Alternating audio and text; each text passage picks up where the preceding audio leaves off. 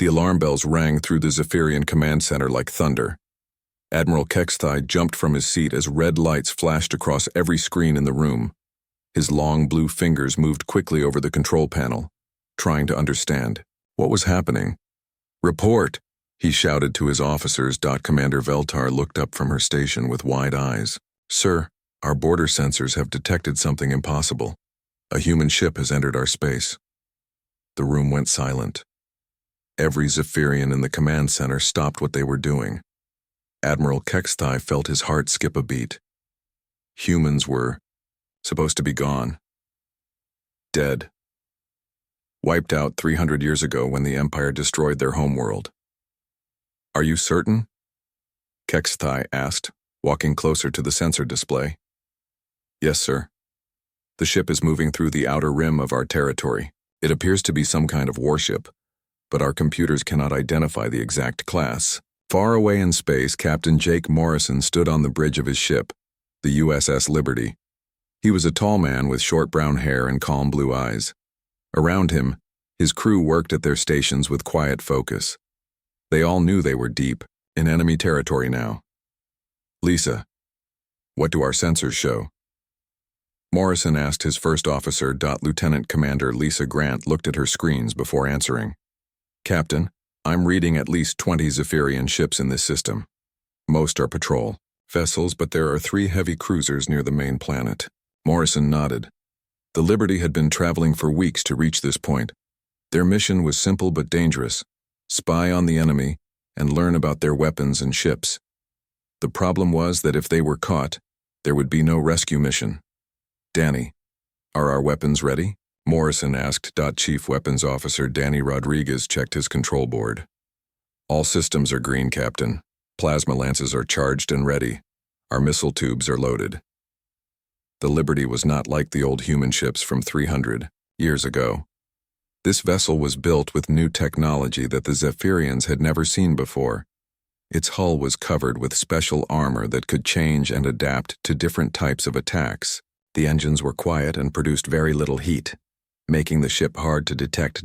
Back on the Zephyrian command station, more reports were coming in from across their territory. "Admiral," called another officer, "we're getting strange readings from multiple sectors. It's like something is out there, but we can't get a clear picture." Kexthai studied the data on his screen. The human ship seemed to appear and disappear like a ghost. Sometimes their sensors could see it clearly, but then it would vanish again. This was not possible with any technology the Empire knew about. "Send a message to High Command," Kexthai ordered. "Tell them we have confirmed human activity in our space. Request immediate reinforcements." On the Liberty, Chief Science Officer Dr. Helen Ross was busy studying the enemy ships through their long-range sensors. She had been working for hours, taking notes about Zephyrian weapons and shield systems.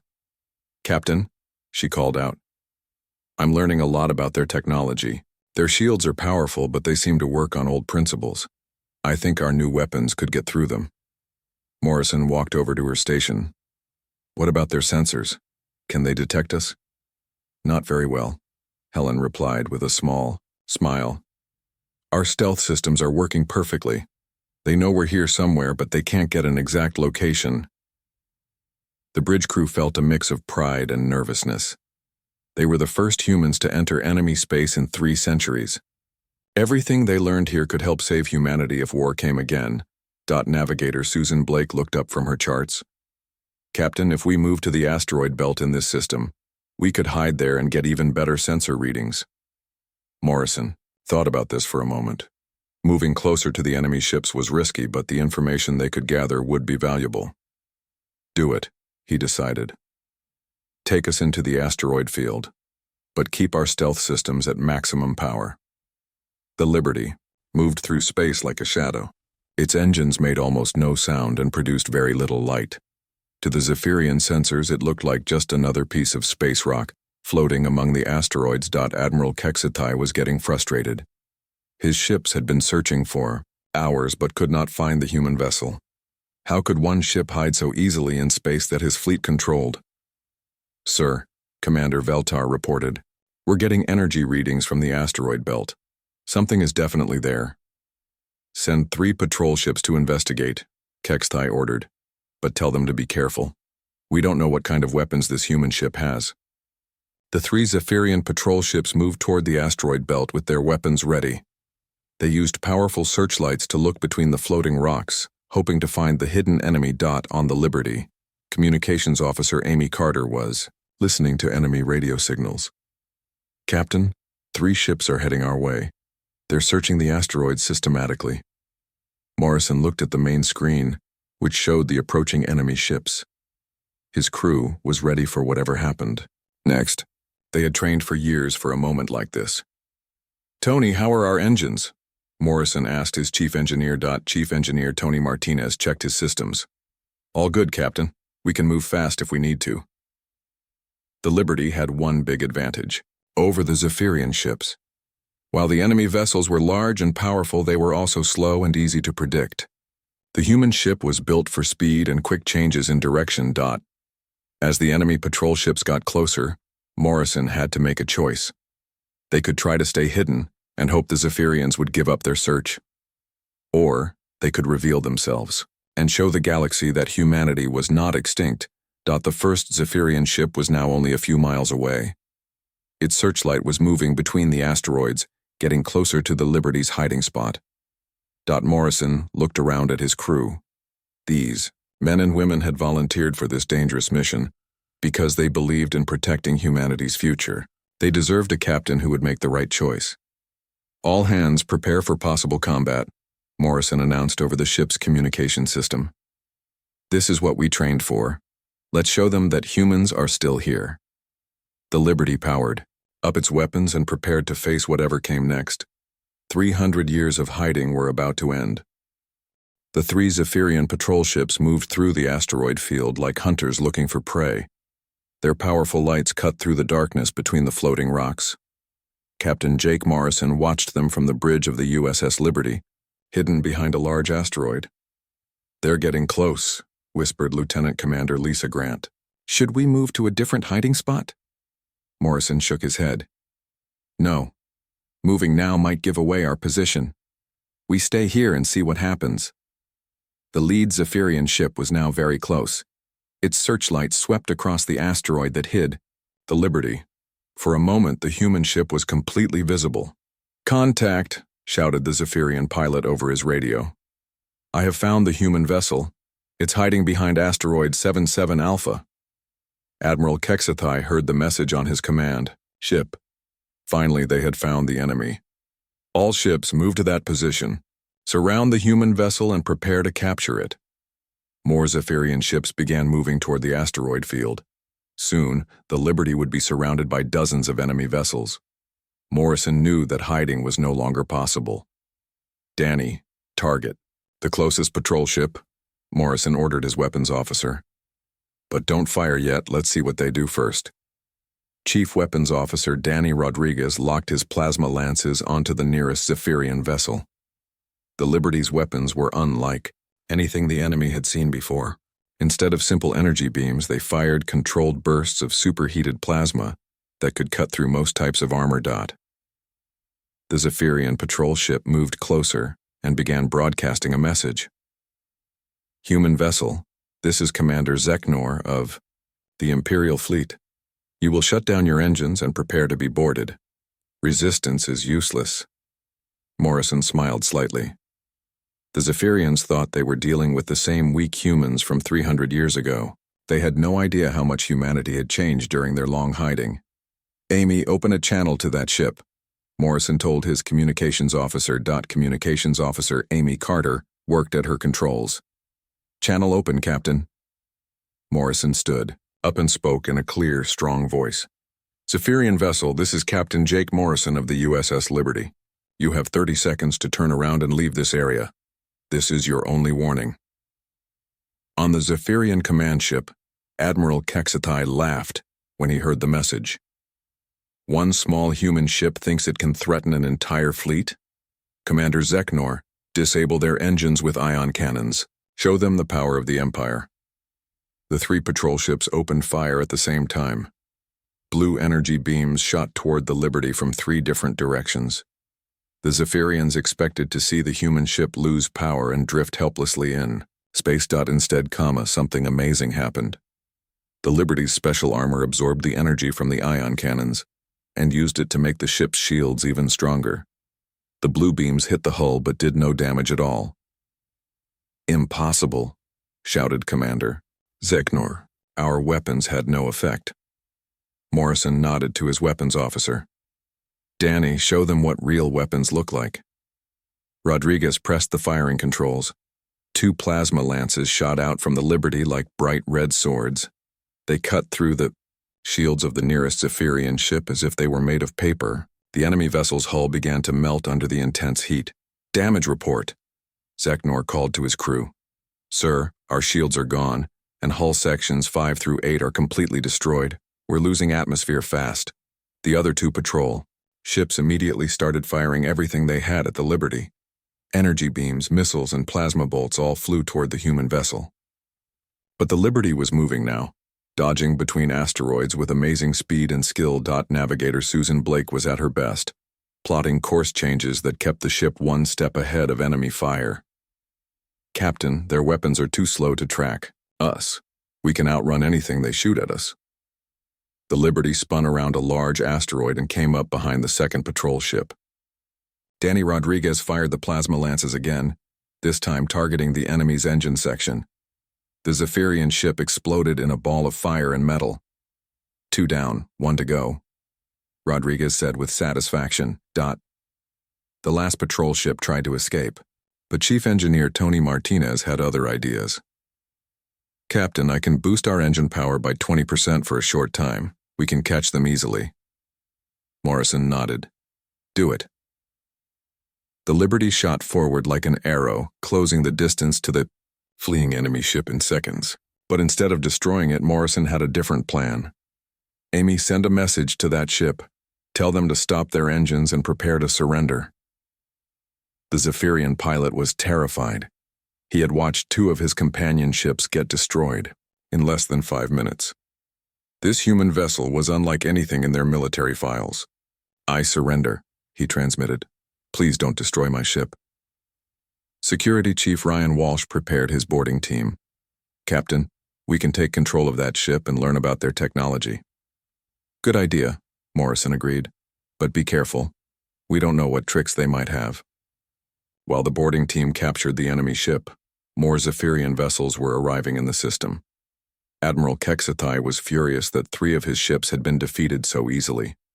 "Bring in the heavy cruisers," he ordered. "If 1 small human ship can defeat our patrol vessels, we need bigger guns." The 3 heavy cruisers that had been guarding the main planet began moving toward the asteroid field. Each one was 10 times larger than the Liberty and carried enough weapons to destroy a small moon dot. Dr. Helen Ross was studying the sensor readings from these new ships. "Captain, those cruisers have very thick armor and powerful shields. Our plasma lances might not be enough to get through their defenses." Morrison looked at the tactical display. 3 massive enemy ships were coming toward them, and there was nowhere to run. The Liberty was fast, but not fast enough to escape the whole Zephyrian fleet. "Tony, what about our new fold space drive?" Morrison asked his engineer. "Is it ready to use?" Martinez checked his systems carefully. The fold space drive was experimental technology that could move the ship instantly from one place to another, but it had never been tested in combat before. "I think so, Captain, but if something goes wrong, we could end up anywhere in the galaxy." Morrison made his decision quickly. "Prepare the fold space drive. We're going to surprise these Zephyrians with a trick they've never seen before." The 3 heavy cruisers entered the asteroid field with their weapons ready. They spread out in a triangle formation, trying to surround the area where the Liberty was hiding. "Human vessel," Admiral HFY broadcast. "You are now facing the full power of the Imperial fleet. Surrender now or be destroyed." Morrison smiled. "Amy, send this message to all Zephyrian ships. You wanted to see what humans can do. Now you'll learn why you should have left us alone." The Liberty disappeared in a flash of blue light. 1 second it was hiding behind an asteroid, and the next second it was gone completely. On the Zephyrian command ship, officers stared at their screens in confusion. "Sir, the human ship has vanished," Our sensors show no trace of it anywhere in the system. Admiral Kexthai was about to order a search when alarms began ringing throughout his ship. "Sir," shouted an officer, "the human vessel has appeared directly behind us. They're targeting our main engines." Morrison had used the fold space drive to jump behind the enemy formation. Now the Liberty was in the perfect position to attack the command ship from its weakest point. "Fire all weapons," Morrison ordered. The Liberty's plasma lances and missiles hit the command ship's engines before the Zephyrians could react. The massive vessel shuddered and began to lose power. "How did they do that?" Admiral Kexthai demanded. "How did they move so fast?" But the Liberty was already gone again, vanishing in another blue flash. This time it appeared next to one of the heavy cruisers, attacking from point-blank range. The Zephyrian fleet was in chaos. They had never fought an enemy that could appear and disappear at will. Their formation fell apart as ships tried to turn and find the human vessel. Morrison knew they couldn't keep this up forever. The fold space drive used a lot of power, and they only had enough energy for a few more jumps. One last attack, he decided. Let's make it count. News of the human attack spread through the Zephyrian Empire like wildfire. On the capital world of Zephyr Prime, Emperor Vashitar sat on his crystal throne reading reports from Admiral Kexthai. The Emperor's purple skin turned darker with anger as he learned how one human ship had destroyed 6 of his vessels. "This cannot be possible," the Emperor said to his advisors. "Humans are weak creatures. We destroyed them centuries ago." General Mordek, the Emperor's top military commander, stepped forward. "Your Majesty, perhaps some humans escaped our great war. They may have been hiding and building new ships." The Emperor stood up from his throne. "If humans still exist, then we must finish what we started. Send the Shadow Fleet to hunt down this ship." The Shadow Fleet was the pride of the Zephyrian military. These ships were painted black and carried the most advanced weapons in the Empire. They were commanded by War Prime Zel Noth, the most feared warrior in Zephyrian space. Meanwhile, on the USS Liberty, the crew was working hard to fix damage from their battles. Chief Engineer Tony Martinez crawled through narrow spaces between the ship's walls, checking power cables and computer systems. "Captain," Martinez called over the communication system, "the fold space drive needs at least 6 hours to recharge. We used too much power in that last fight." Captain Jake Morrison was in his ready room, studying star charts with navigator Susan Blake. They needed to find a safe place to hide while their ship recovered.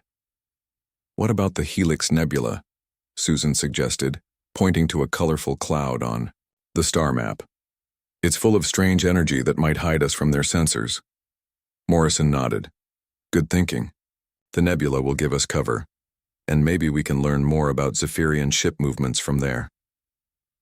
Communications Officer Amy Carter had been listening to enemy radio signals for hours.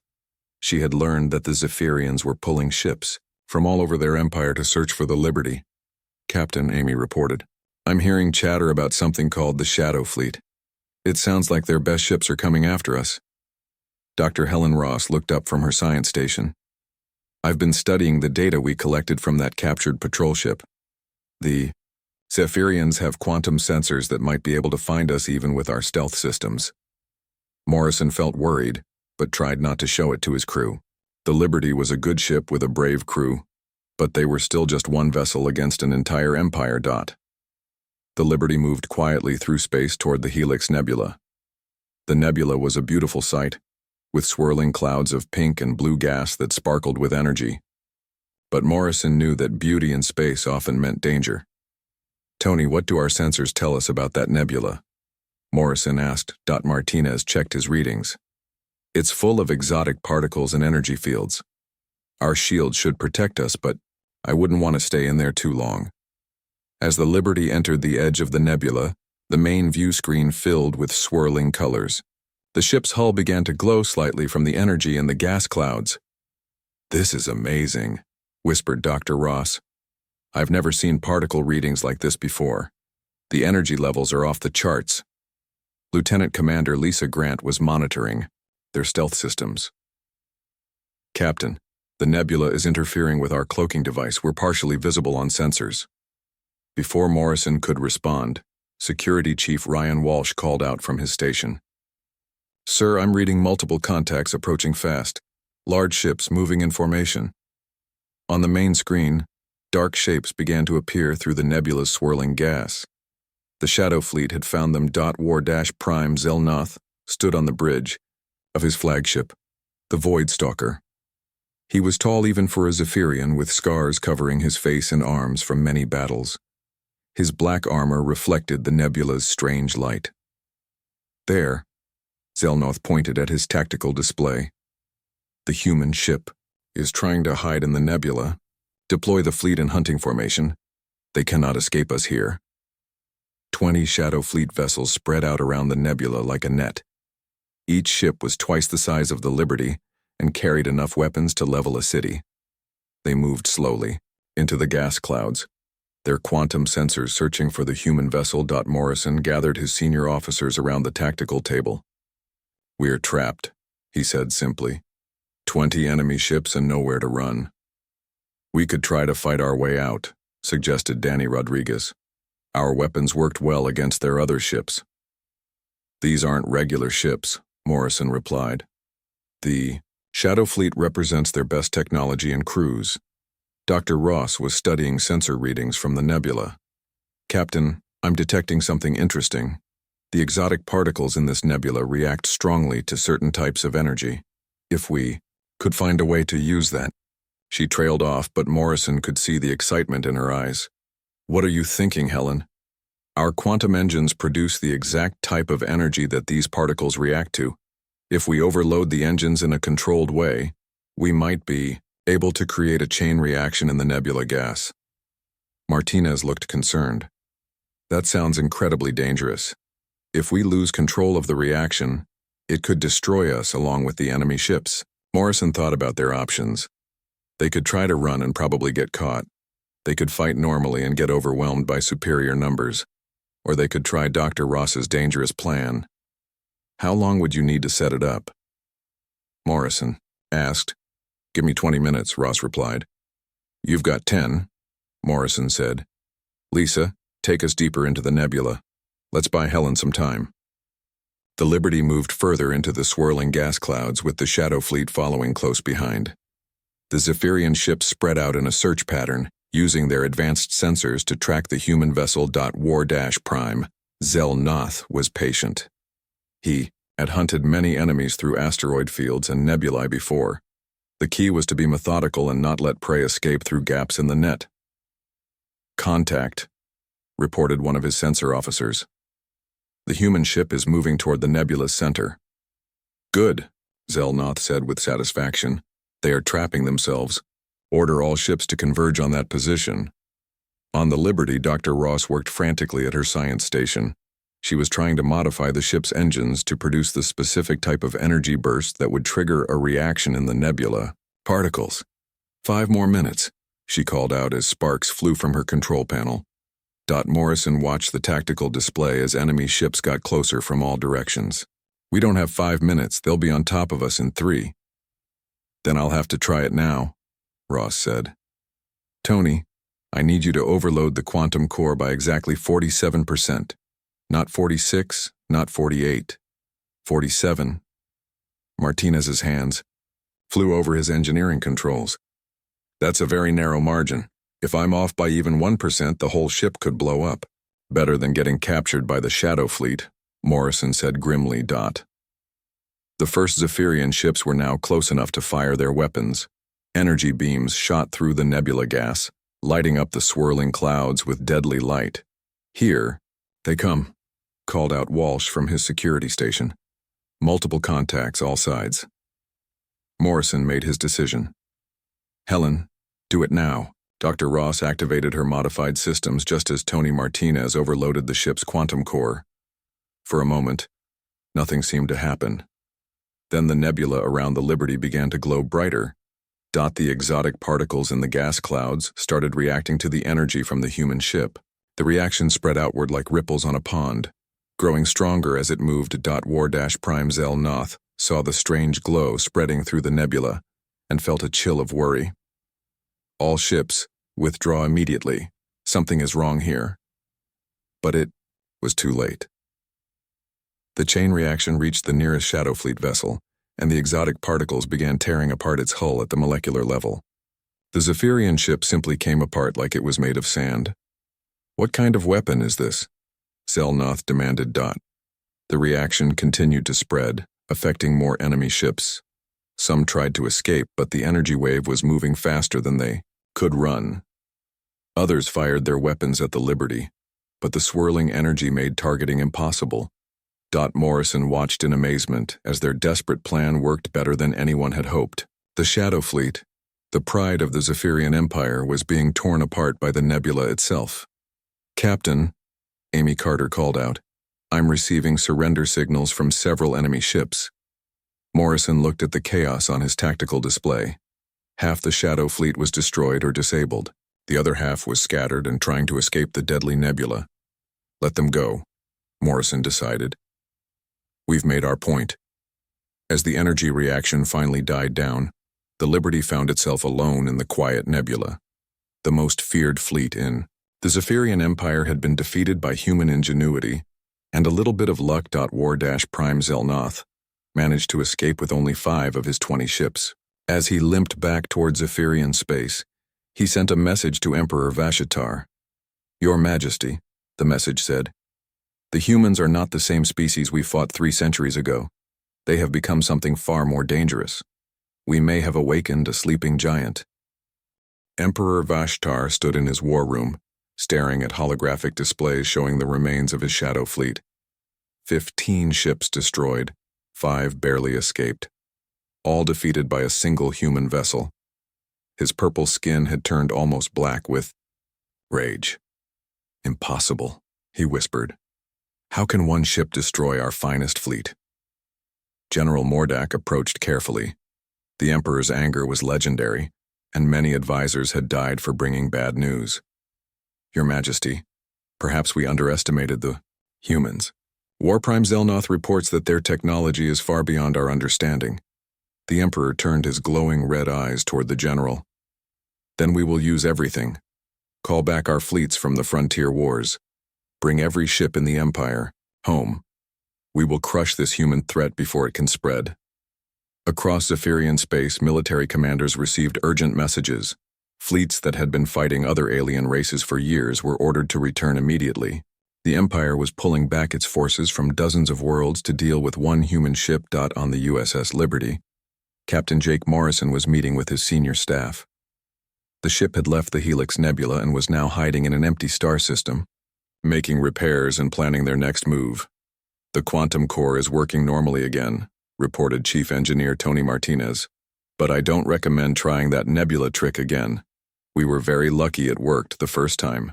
Dr. Helen Ross was excited as she shared her analysis of the battle. "Captain, we learned so much from that engagement. The Zephyrian ships have powerful weapons, but their defenses can't handle concentrated plasma attacks. Their crews also seem to panic when faced with tactics they don't understand." Morrison nodded, but he looked worried. "We've made a big impression, but now the whole Empire knows we're here. They'll be coming after us with everything they have." Communications Officer Amy Carter had been monitoring enemy transmissions. "Sir, I'm picking up massive fleet movements throughout Zephyrian space. It looks like they're calling back ships from everywhere." Lieutenant Commander Lisa Grant studied the tactical data. "If they're pulling fleets back from their frontier, that means their other enemies might get opportunities to strike back." Morrison smiled slightly. This was exactly what he had hoped would happen. The Liberty's mission wasn't just to gather information. They were also supposed to disrupt enemy operations and cause as much chaos as possible. "Amy, can you record a message and broadcast it to all Zephyrian frequencies?" Morrison asked. Carter nodded. "Yes, sir, but that will give away our position to every ship in this sector." "That's the idea," Morrison replied. "Set it up." A few minutes later, Morrison stood in front of the ship's communication system. His voice was calm and confident as he spoke to the entire Zephyrian Empire. "Citizens of the Zephyrian Empire, this is Captain Jake Morrison of the human vessel USS Liberty. 300 years ago, you tried to destroy humanity. You burned our worlds and scattered our people across the galaxy. You thought you had won, The message continued as it spread to every Zephyrian communication network. But humans are survivors. We learned. We adapted. We built new ships and developed new weapons. Today I want you to know that humanity has returned. We are no longer the weak species you remember. On Zephyr Prime, Emperor Vashtar listened to the human captain's words with growing fury. How dare this inferior creature threaten the mighty Zephyrian Empire? Morrison's message was not finished. To the leaders of your empire, I say this. You wanted war with humanity. Now you have it. But this time, we will not be the victims. The transmission ended, leaving the entire empire in stunned silence. Then the responses began flooding in. Some Zephyrian colonies panicked, thinking human fleets were about to attack. Others demanded their leaders take action to protect them. War-Prime. Zelnoth received new orders to hunt down the Liberty using any means necessary.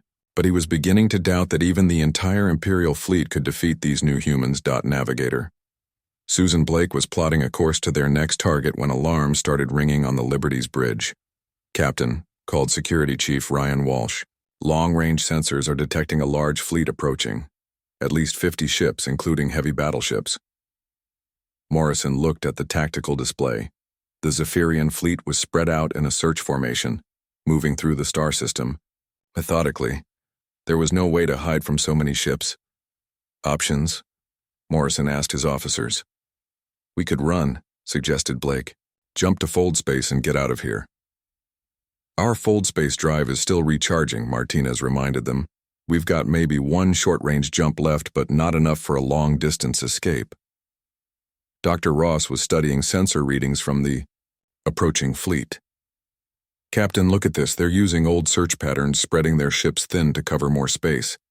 That gives us an opportunity. Morrison walked over to her science station. What kind of opportunity? If we attack one section of their formation with everything we have, we might be able to break through before they can reorganize. It's risky, but better than getting surrounded. Chief Weapons Officer Danny Rodriguez checked his systems. All weapons are ready, Captain. Plasma lances are fully charged, and we have a full load of quantum torpedoes. Morrison made his decision quickly. We attack. Pick the weakest part of their formation and hit it hard. Susan, plot a course that will take us through their line and out the other side. The Liberty powered up its engines and moved toward the approaching Zephyrian fleet. Morrison had chosen to attack rather than run, hoping to show the enemy that humans would fight even against impossible odds. The Zephyrian fleet commander was Admiral Cross, a veteran of many battles. He was confident that 50 ships could easily capture one human vessel, even if it had unusual weapons. Maintain formation, Cross ordered his captains.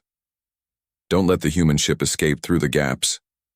But Admiral Cross had never fought humans before. He didn't understand that human tactics were based on speed and surprise, not the slow, formal battles that Zephyrians preferred. The Liberty approached the left side of the enemy formation at maximum speed.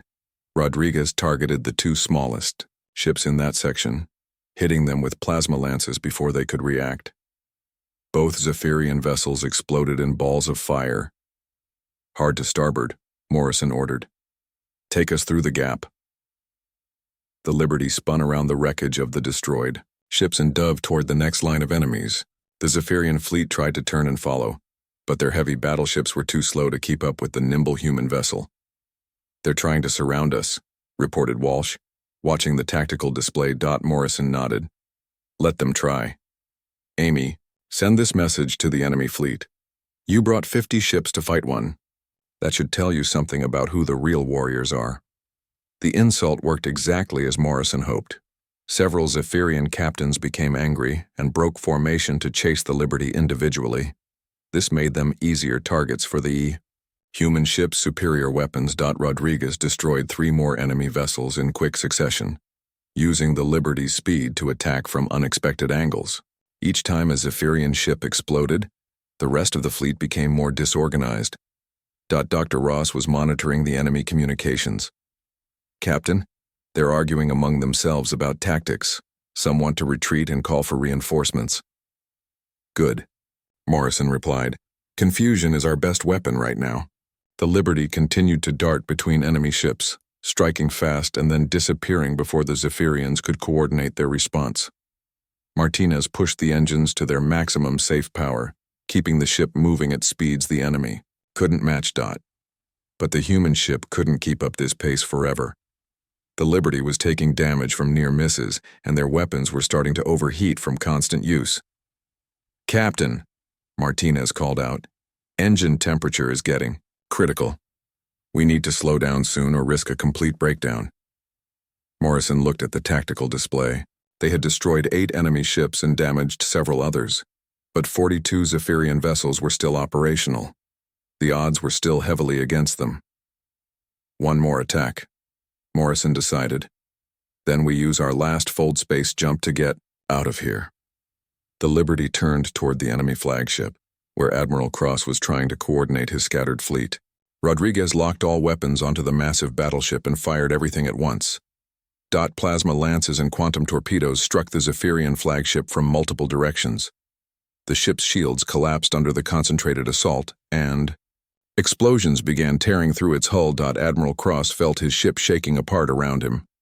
In less than an hour, the humans had turned his overwhelming advantage into a disaster. How had one small ship defeated so many? "All ships, withdraw to safe distance," Cross ordered. "Call for reinforcements from the capital fleet." Morrison smiled as he watched the enemy fleet pull back. "Tony, activate the fold space drive. Get us out of here." The Liberty disappeared in a flash of blue light, leaving the Zephyrian fleet staring at empty space. They had brought 50 ships to capture one human vessel, and instead had lost 8 ships with nothing to show for it. As news of this latest defeat spread through the Empire, more Zephyrian colonies began to panic. If their best fleets couldn't stop one human ship, what would happen when more humans arrived? Emperor Vashatar received Admiral Cross's report with growing dread. The Emperor Vashatar stood before the great crystal window in his throne room, looking out at the capital city of Zephyr Prime. The purple sky was filled with military ships as fleets from across the Empire gathered to hunt down one human vessel. Never in the Empire's long history had so many resources been devoted to destroying a single enemy. "Your Majesty," General Mordak approached with new reports. "We have received disturbing news from the frontier. The Keth Alliance has attacked 3 of our border colonies while our fleets were away. The Rigel Republic has also begun moving ships toward our territory." The Emperor's red eyes blazed with anger. "Those cowards think they can take advantage of our focus on the human threat." "There is worse news, Your Majesty. Several of our own colonies are requesting permission to surrender to the humans if they arrive. They believe resistance is hopeless." Vashatar turned from the window, his purple skin dark with rage. "How can one ship cause so much fear? We are the Zephyrian Empire. We rule 1,000 worlds." Far away in space, Captain Jake Morrison stood on the bridge of the USS Liberty, reading similar reports that his communications officer had intercepted. Amy Carter had been monitoring Zephyrian transmissions for days, learning about the chaos their mission was causing. "Captain," Amy reported, "enemy colonies throughout their empire are in panic. Some are even asking their government for permission to surrender before we attack them." Lieutenant Commander Lisa Grant looked surprised. "But we've only fought their military ships. We haven't attacked any colonies." Morrison nodded. "Fear is often more powerful than actual weapons. The Zephyrians remember what they did to human colonies 3 centuries ago. Now they're afraid we'll do the same to them." Dr. Helen Ross was studying long-range sensor readings from her science station. "Captain, I'm detecting massive fleet movements throughout Zephyrian space. It looks like they're pulling back ships from every frontier war they're fighting." "That's exactly what we wanted," Morrison replied with satisfaction. "Every ship they call back to hunt us is one less ship threatening other species." Chief Engineer Tony Martinez looked up from his repair work. "Sir, the fold space drive is fully recharged now. We can jump anywhere in the galaxy if we need to escape." Morrison walked to the center of the bridge and looked at his crew. These men and women had volunteered for what everyone thought was a suicide mission. Instead, they had accomplished more than anyone had dreamed possible. "Amy, send a message to Earth Command," Morrison ordered. Tell them that Phase 1 is complete. All Zephyrian fleets are being recalled to hunt us down. Phase 2 can begin. Carter worked at her communication console, sending the coded message across the galaxy to human space. The signal would take days to reach Earth, but when it did, it would trigger the next part of humanity's plan. On 12 different worlds at the edge of Zephyrian space, other human ships received the same message. These vessels had been waiting in hidden bases for months, preparing for this moment. Now they began to move. Captain Lisa Parker commanded the USS Constitution, a massive battleship hidden in the Andromeda asteroid field. When she received Morrison's signal, she turned to her crew with a smile. "All hands, this is the captain," she announced over the ship's communication system. "The Liberty has completed its mission. Now it's our turn to show the galaxy that humanity has returned." Similar scenes played out on 11 other ships. The USS Freedom, USS Independence, USS Defiance, and 8 other vessels began powering up their engines and preparing for combat. These were not small reconnaissance ships like the Liberty. They were full warships, built with humanity's most advanced technology. Back on the Liberty, Morrison was preparing for the next phase of their mission. "Susan, plot a course for the Zephyr system. It's time we paid a visit to their capital world." Navigator Susan Blake looked shocked. "Captain, the Zephyr system will be defended by hundreds of ships. That's suicide." Morrison shook his head. "Not if our timing is right. By the time we arrive, our friends will be keeping the Zephyrian fleet busy in other systems." The Liberty jumped to fold space and began its journey toward the heart of the Zephyrian Empire. While they traveled, the other human ships were beginning their attacks. The USS Constitution struck first, attacking a major Zephyrian supply depot in the Rigel sector. Captain Parker's battleship destroyed 3 enemy squadrons before disappearing back into fold space. The Zephyrians barely had time to send a distress call before the human ship was gone. Similar attacks began happening throughout the Empire. The USS Freedom attacked a shipyard in the Centauri system. The USS Independence destroyed a communications relay station. Each attack lasted only minutes, but the psychological impact was enormous. On Zephyr Prime, Emperor Vashatar was receiving reports of human attacks from across his empire. "How many ships do they have?" he demanded. "At least 12 confirmed vessels, Your Majesty." General Mordak replied nervously. "Possibly more. They appear simultaneously in different systems, attack our facilities, and then vanish before our fleets can respond." The Emperor realized with growing horror that the single ship they had been chasing was just the beginning. Humanity had been preparing for this war for 3 centuries, and now their full strength was being revealed. "Recall all fleets to defend the capital," Vashatar ordered. "If the humans want a final battle, we will give them one." The Liberty dropped out of fold space at the edge of the Zephyr system. Morrison looked at the tactical display and whistled softly. The system was defended by over 200 Zephyrian warships, all positioned around the capital world. "That's a lot of ships," commented Chief Weapons Officer Danny Rodriguez. "Yes, but look how they're positioned," Morrison replied. "All their attention is focused on protecting the planet. They're not expecting an attack from the system's edge." Security Chief Ryan Walsh was monitoring enemy communications. "Sir, they're getting reports of human attacks throughout their empire. Their commanders are confused and scared." Morrison activated the ship's communication system. "This is Captain Jake Morrison of the USS Liberty. Attention Emperor Vashatar and the Zephyrian High Command. 300 years ago you declared war on humanity. You burned our worlds and killed our people. You thought you had destroyed us completely. The message was broadcast on all frequencies, reaching every ship and communication station in the system. But you only made us stronger. We survived. We learned. We prepared. Today, humanity returns to claim justice for your crimes." On Zephyr Prime, Emperor Vashtar listened to the human captain's words with a mixture of fear and rage. "Where is that ship?" he demanded. "Find it and destroy it." But the Liberty was not alone anymore. As the Emperor's fleet searched for the human vessel, 12 other ships dropped out of fold space throughout the system. The USS Constitution, USS Freedom, USS Independence, and 9 other warships appeared like ghosts, surrounding the Zephyrian Capital. Captain Parker opened her own communication channel. Emperor Vashitar, this is Captain Lisa Parker of the Human Defense Fleet. You wanted to finish what you started 3 centuries ago. Here we are. The Zephyrian fleet found itself caught between 13 human warships, each one equipped with weapons and technology far superior to their own. The hunters had become the hunted. Morrison looked at his tactical display with satisfaction. Phase 2 was working perfectly. The Zephyrian Empire's fleet was trapped and facing humanity's hidden strength for the first time. All human vessels, this is Liberty Actual, Morrison transmitted to the other ships.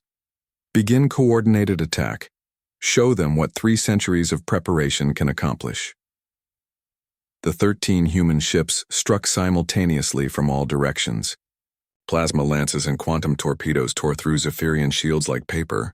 Enemy vessels that had seemed powerful and dangerous were destroyed in minutes by humanity's superior firepower. Emperor Vashitar watched from his palace as his mighty fleet was torn apart by the human attackers. In less than an hour, half of his ships were destroyed or disabled. The rest were scattered and fleeing in panic. Your Majesty, General Mordak said quietly, perhaps it is time to consider surrender terms. The Emperor looked out at his burning fleet and knew the truth. The Zephyrian Empire had awakened something far more dangerous than they ever imagined. Humanity had not just survived their attempt at genocide. They had evolved into the galaxy's apex predators. Morrison received a transmission from the Emperor's palace. Human vessels, this is Emperor Vashitar. I request immediate negotiations to discuss terms of surrender. Morrison smiled as he looked at his crew. They had done the impossible. 13 human ships had defeated an empire that ruled 1,000 worlds. Amy, open a channel to the Emperor, Morrison ordered. When the communication link was established, Morrison spoke with quiet authority. Emperor Vashitar, humanity accepts your surrender. But understand this, the galaxy has a new dominant species now. The age of Zephyrian rule is over. As human ships took control of the Zephyr system, Captain Morrison stood on the bridge of the Liberty and looked out at the stars. The warning message that had begun their mission had come true in ways the enemy never expected. Warning. Human warships had entered enemy territory. And now that territory belonged to humanity. 300 years of hiding were over. Humanity had returned to take